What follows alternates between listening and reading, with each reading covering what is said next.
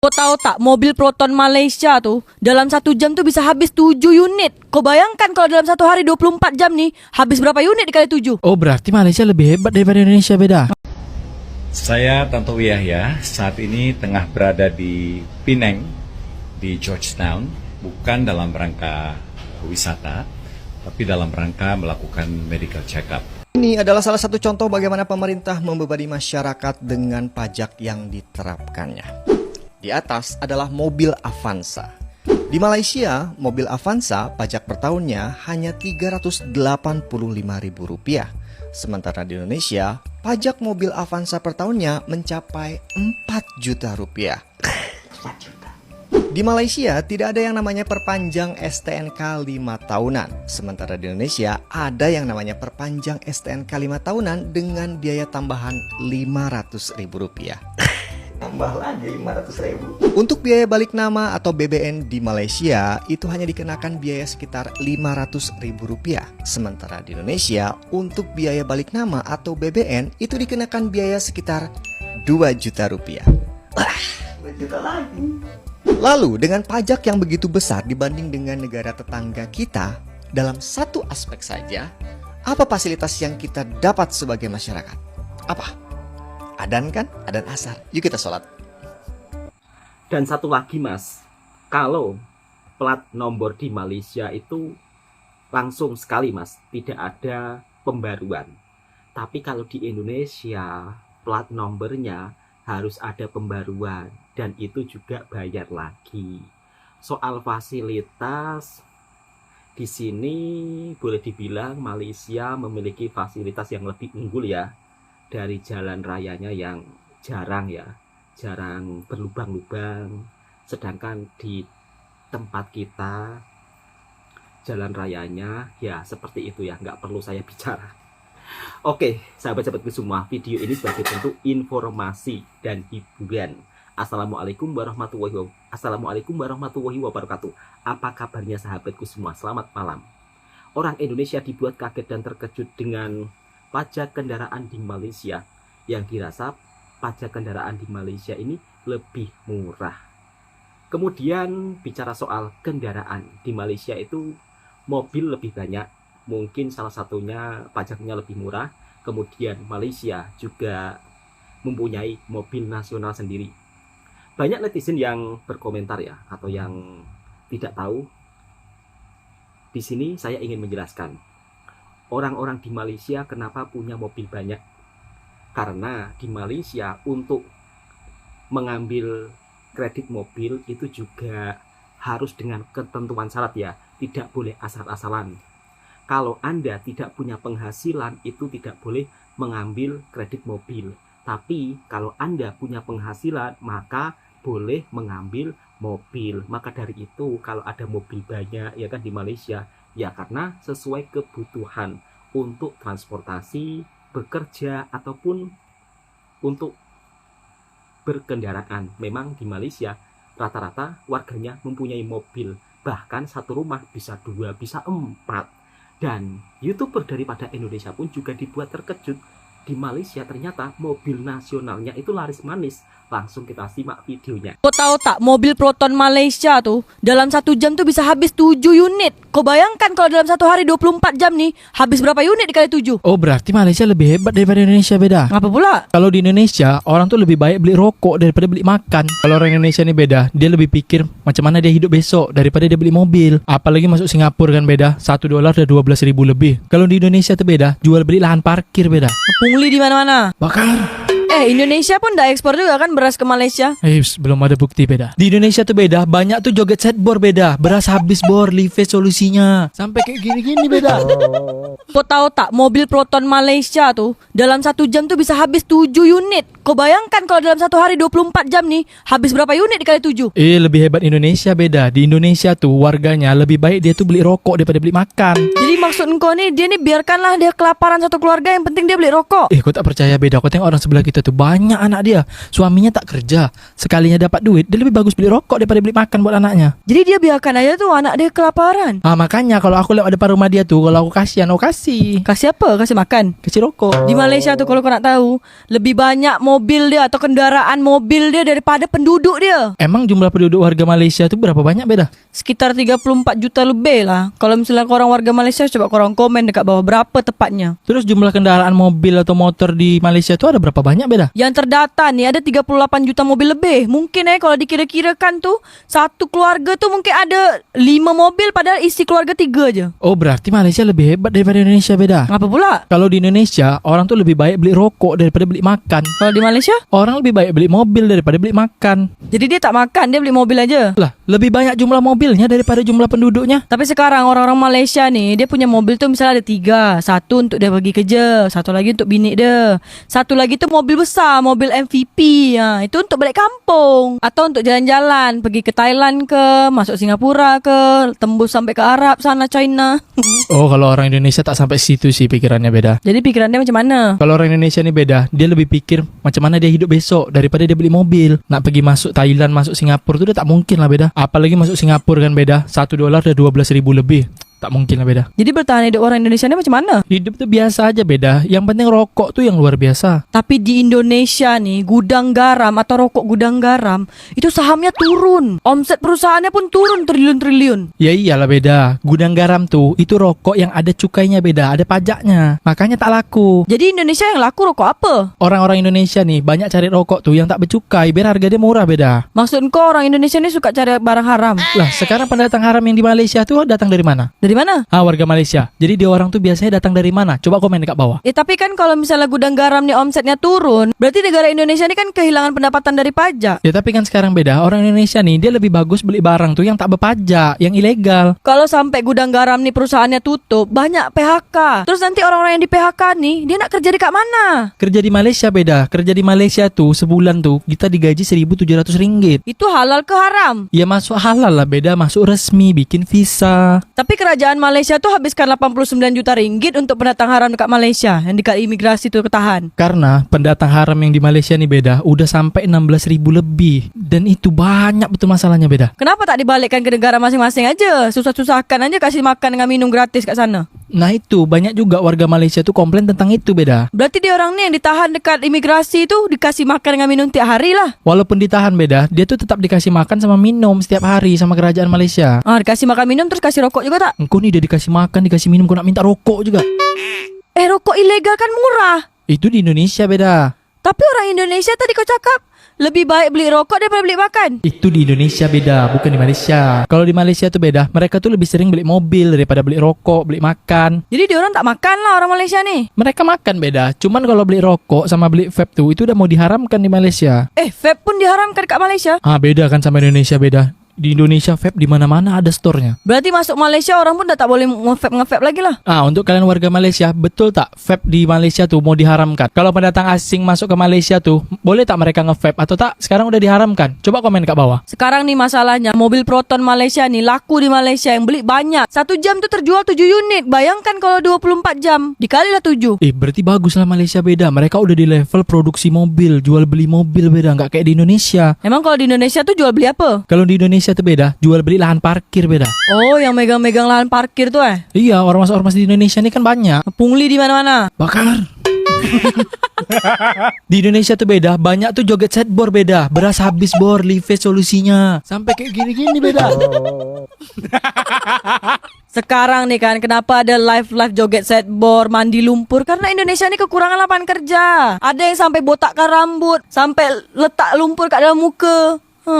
Tu perang koin tuh Apa guna dia? Duit kata dia. Tapi kan sekarang beda, orang-orang ini kan butuh hiburan beda. Jadi hal-hal bodoh yang dilakukan warga Indonesia tuh laku. Tapi kan sekarang dah dilarang, mandi lumpur tuh tak boleh lagi. Tapi joget set bor belum dilarang beda. Tapi aku tak pernah ikut joget set bor Makanya beras kau tuh harus habis beda. Biar kau tuh joget set bor, beras habis bor. Live solusinya. Sekarang Malaysia jual mobil nih laku. Orang Malaysia tuh jual durian Musang King pun laku beda sampai ke Cina sana. Musang King tuh dah ada juga dekat Indonesia. Itu Musang King Malaysia lah beda. Bukan Musang King Thailand. Musang King tuh dari Malaysia beda. Sekejap lagi nih beda. Mereka mau ekspor besar-besaran nih. Durian Tupai King. Indonesia pun dah ekspor juga kan beras ke Malaysia.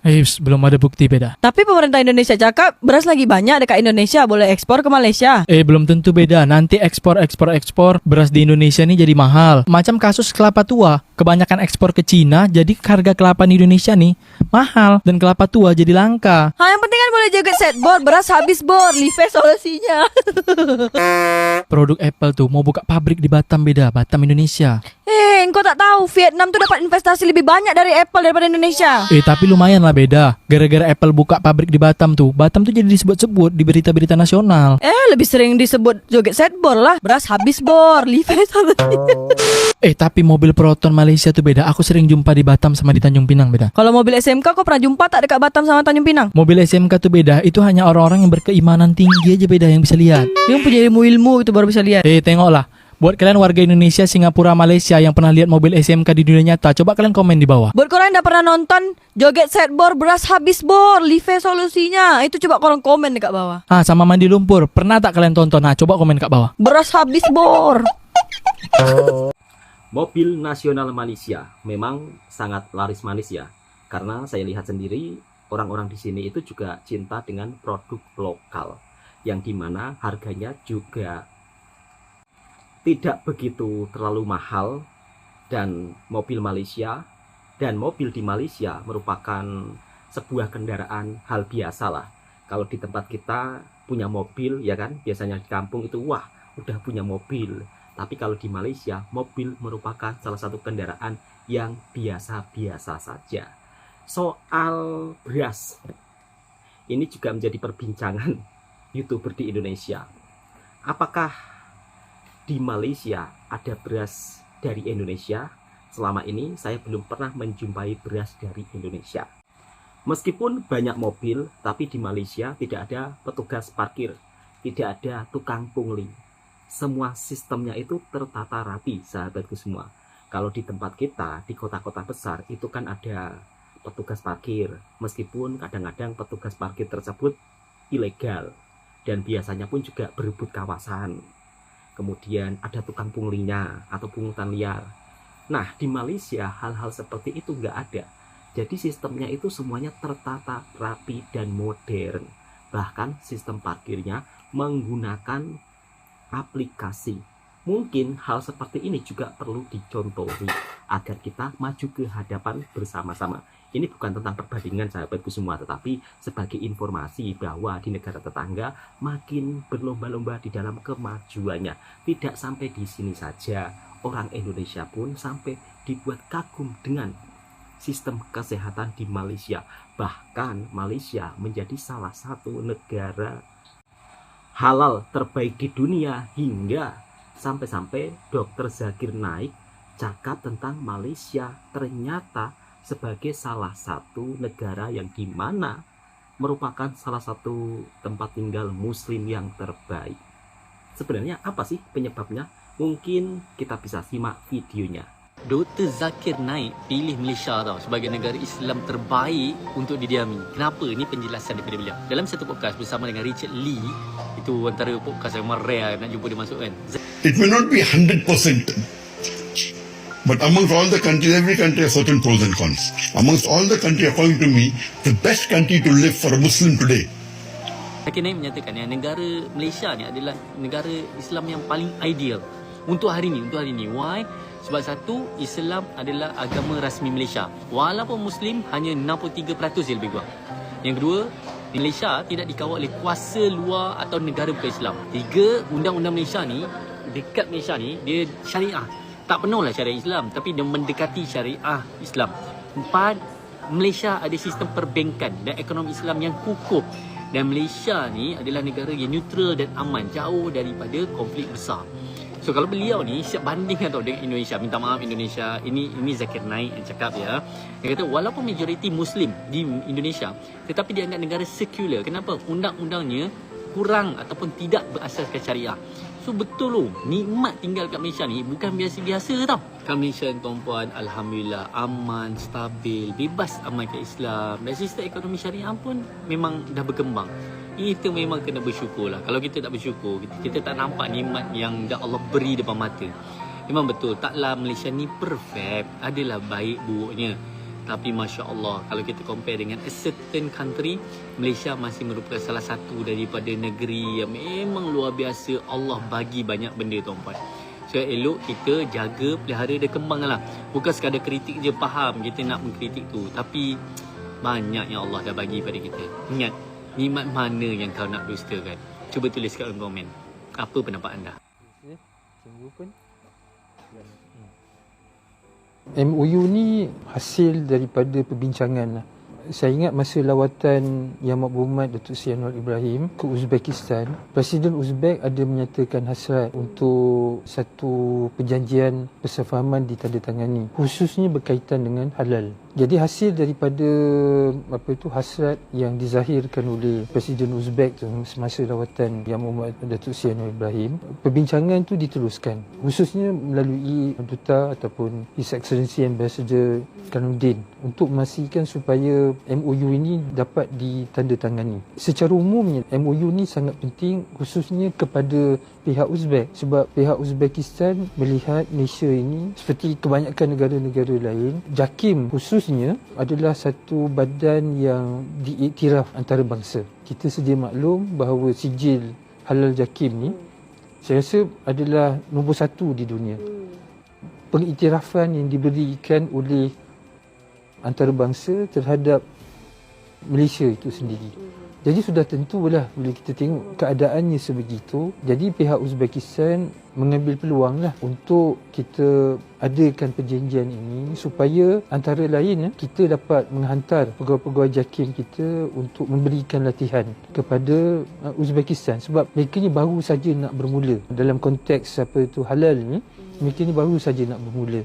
Jadi sudah tentulah mereka ni mengharapkan JAKIM dengan kepakaran yang ada, dan kita bersedia untuk berkongsi pengalaman dan kepakaran yang kita ada kepada Uzbekistan. Jadi bila mana kepakaran ini kita dapat berikan kepada Uzbek, saya nampak dia bukan saja daripada sudut halal. Yang pentingnya ialah kita dapat bina hubungan yang baik antara Malaysia dan juga Uzbekistan. Cuma dokumen halal ini, MOU ini, dia menjadi satu bridge saja, jambatan usaha nak menunjukkan komitmen kita bersama untuk memperkukuhkan hubungan antara Uzbek dan juga Malaysia.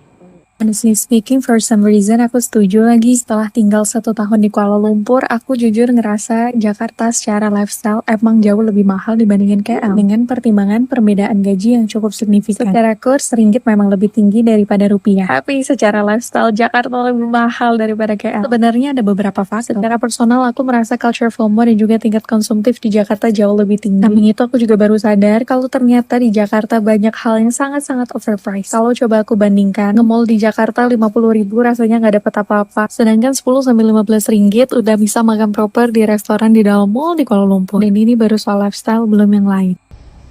Saya Tantowi Yahya, saat ini tengah berada di Penang, di Georgetown, bukan dalam rangka wisata, tapi dalam rangka melakukan medical check-up.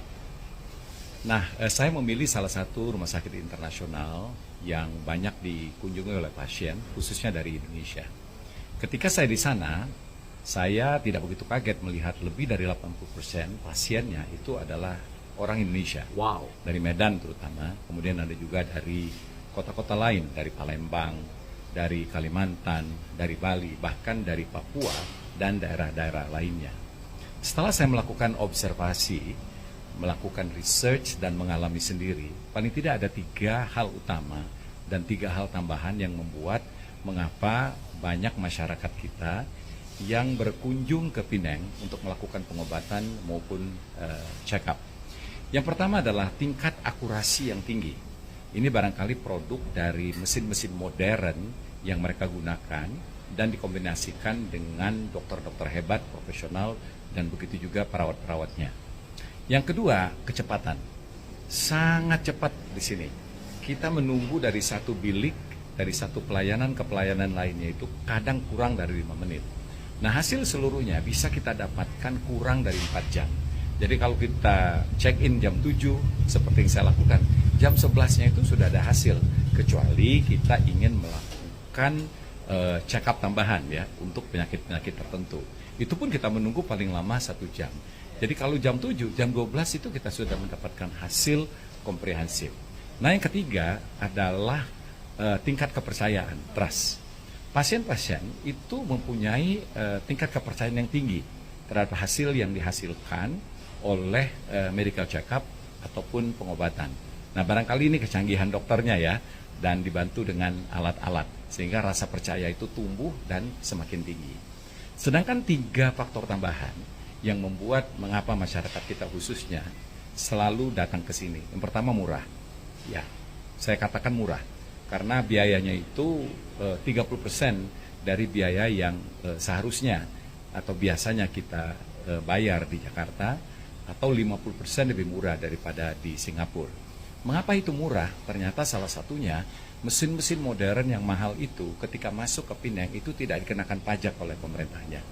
Jadi ini sudah sangat menolong. Yang kedua, dokter dan perawatnya itu semua bisa berbahasa Indonesia, sehingga tidak menimbulkan kesulitan ya bagi pasien-pasien kita yang tidak bisa berbahasa Inggris. Bahkan mesin-mesin modern yang saya pakai seperti mesin CT scan dan lain-lain, CT scan dan lain-lain itu sudah menggunakan bahasa Indonesia. Nah, yang ketiga yang juga tidak kalah pentingnya adalah bahwa pasien di sini tidak merasa diperas oleh rumah sakit ataupun dokternya. Jadi mereka ya cari uang gitu, tapi ada kesan humanisnya, ada kesan pelayanan kepada masyarakat. Sambil contoh, saya ketika keluar itu harus menebut 7 macam obat.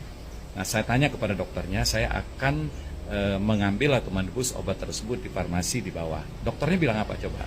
Pak, kalau usul saya ambil di luar saja, karena di luar itu 30 sampai dengan 50% lebih murah dibandingkan Bapak tebus obat di sini, kecuali Bapak mau nyumbang kita. Bayangkan, ada dokter atau perawat yang menyarankan hal seperti itu. Saya tidak bermaksud membanding-bandingkan atau tidak mempunyai jiwa nasionalisme, tapi ini sebagai bahan saja, bahan perbaikan bagi industri kesehatan kita, bagi rumah sakit kita, agar pasien atau masyarakat kita itu, ya benar, mereka tidak keluar negeri kalau ingin melakukan pengobatan, berobat, atau sekedar melakukan medical check-up. Semoga berguna. Menurut Dr. Zakir Naik tentang Malaysia, Malaysia merupakan salah satu negara muslim yang terbaik. Ini menurut Dr. Zakir Naik ya sahabatku semua. Bukan berarti di Indonesia terus bukan muslim terbaik, enggak. Semuanya ada sisi kelebihannya dan kekurangannya masing-masing. Kemudian Malaysia juga merupakan salah satu negara dengan halal terbaik di dunia. Maka tak heran kalau banyak dari berbagai negara yang menjalin kerjasama. Tidak sampai di sini saja, ternyata dari segi biaya hidup di Malaysia dan juga di Jakarta, orang Indonesia berpendapat bahwa biaya hidup di Kuala Lumpur ternyata itu lebih murah daripada di Jakarta kalau dibandingkan dengan gaji yang di Kuala Lumpur. Kira-kira seperti itu. Tidak sampai di sini saja, ternyata Malaysia juga merupakan salah satu negara dengan destinasi wisata kesehatan yang terbaik di dunia. Bahkan orang Indonesia juga dibuat kagum dengan sistem pengobatan di Malaysia, yang dimana layanannya begitu cepat, kemudian biayanya juga sangat murah. Maka tak heran kalau ternyata rumah sakit yang ada di Penang 80% daripada Indonesia. Berarti ini menunjukkan ya bahwa kualitas kesehatan di Malaysia sangat luar biasa. Oke, cukup sampai di sini dulu videonya. Mudah-mudahan sisi positif yang ada di negara tetangga kita mungkin bisa kita pelajari dan juga kita contohinya. Assalamualaikum warahmatullahi wabarakatuh. Yang suka dengan videonya Bang Toha Reaction, mesti silahkan tekan tombol merahnya, subscribe, like, komen, dan bagikan ke sahabat Anda semuanya. Semoga sahabat-sahabatku sehat selalu dan dipermudahkan segala urusannya. Amin ya robbal alamin.